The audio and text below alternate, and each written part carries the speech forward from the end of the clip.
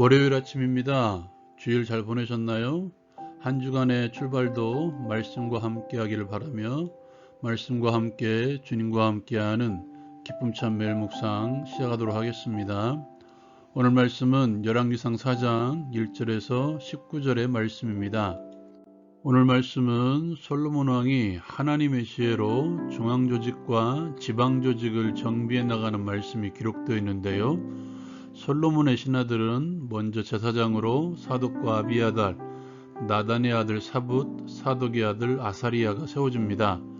서기관은 시사의 아들 엘리호렙과 아히야, 군사령관은 여호야다의 아들 분하야, 지방장관의 두령오르는 나단의 아들 아시리야, 국내 대신으로는 아이살, 노동감독관으로 압다의 아들 아돈니람을 세웁니다. 그리고 지방조직을 12지방으로 나누어 지방장관을 두고 그들로 하여금 왕과 왕실의 양식을 공급하게 합니다. 솔로몬은 하나님의 지혜로 중앙조직을 새롭게 정비하고 필요한 기관을 만들고 필요한 사람을 세우죠. 예를 들어서 다윗 시대에는 없었던 국내대신이라는 직함을 만들어서 큰 왕궁의 살림을 하게 합니다. 공동체를 세워나가기 위한 솔로몬의 지혜가 아닌가 생각됩니다. 하나님께서는 나를 부르셔서 교회의 일원으로 삼으셨습니다. 하나님은 우리를 구원하십니다. 하나님께서는 교회를 한 몸으로 세워나가시기 위해서 우리에게 은사를 주셨습니다.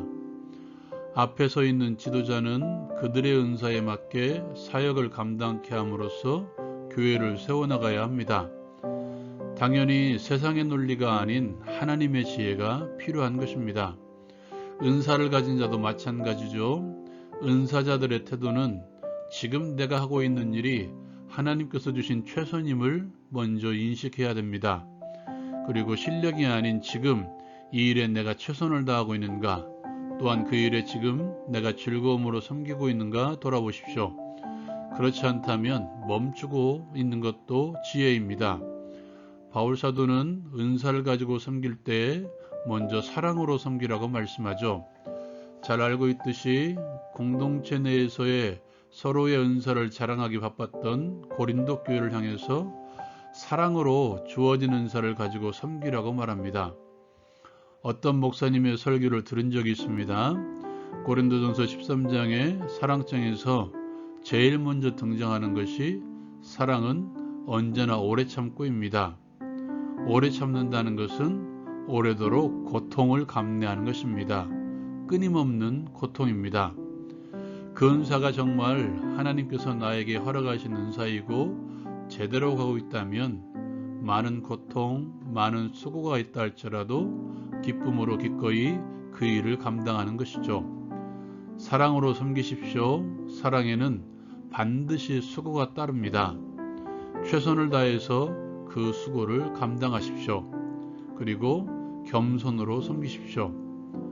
로마서에서 바울 사도는 마땅히 생각할 그 이상의 생각을 품지 말고 바울 사도가 로마 교회에 보내는 은사에 대한 메시지죠. 그리고 존경하기를 서로 먼저 하라고 말합니다. 겸손이 무엇인가요? 내가 바라보고 있는 그 사람은 나보다 나은 사람임을 인정하는 것이죠. 존경하십시오. 나보다 나이 어린 자도 존경하십시오. 나보다 늦게 교회에 들어온 사람이고 그 일을 나보다 늦게 시작한 사람일지라도 존경으로 섬기십시오. 그렇게 할 때 교회가 하나 될 수 있습니다. 두 번째로 나누고 싶은 것은 하나님의 지혜를 가지고 시대를 읽을 줄 알아야 된다는 것입니다. 솔로몬이 신하들을 언급할 때 직급에 높낮이는 아닐지라도 먼저 제사장을 언급하죠. 그리고 중앙에서 행정을 담당하는 사람들을 말합니다. 다윗의 신하들을 말할 때에는 먼저 군대 장관이 등장합니다. 다윗의 시대와 솔로몬의 시대가 맡은 역할이 다르기 때문입니다. 시대의 중요성이 다르기 때문에 이렇게 기록한 것이죠. 그리스도인들도 마찬가지입니다. 시대를 읽을 줄 아는 지혜가 필요합니다. 지금 이 시대에 교회의 역할이 무엇인지, 그리고 교회가 지금 어떻게 가고 있는지 무엇을 중요하게 생각하는지, 또 무엇을 중요하게 생각해야 되는지 지도자들 뿐만 아니라 모든 그리스도인들도 시대를 읽을 줄 아는 지혜가 필요합니다. 저는 개인적으로 교회에 가장 필요한 것은 공동체성의 회복이라고 생각합니다.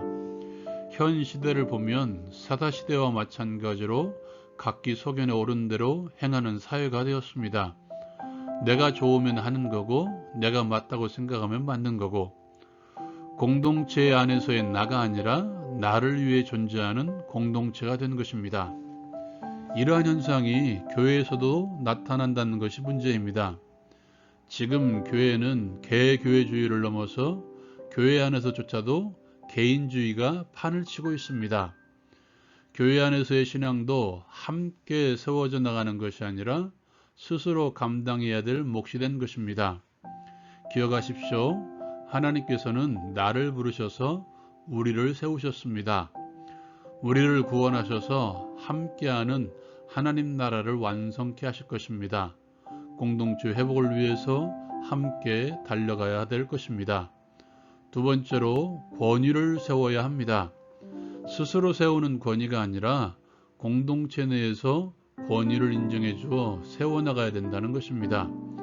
왕이 없으면 각기 소견에 옳은 대로 행합니다. 공동체 형성의 중요한 요소 가운데 하나가 저는 권위라고 생각합니다.